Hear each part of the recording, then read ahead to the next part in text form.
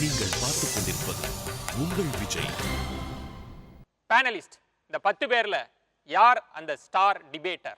3 நடுவர்களும் 10 பேரையும் ஓரளவுக்கு திறனாய்வு செய்து 2 பேரை ஷார்ட் லிஸ்ட் பண்ணோம். ஒருவர் அருண், இன்னொருத்தர் ராய், 2 பேரையும் ஷார்ட் லிஸ்ட் பண்ணோம். அந்த ரொம்ப அந்த ஆர்குமெண்ட்ல உணர்வுபூர்வமாக ஈடுபட்டு ராய் ஸ்கோர் பண்றாரு. வாழ்த்துக்கள், வாழ்த்துக்கள் ராய். ஸ்டார் டிபேட்டர் சொல்லியாச்சு, அனௌன்ஸ் பண்ணிட்டீங்க. இப்ப எந்த கல்லூரி வெற்றி பெற்றது?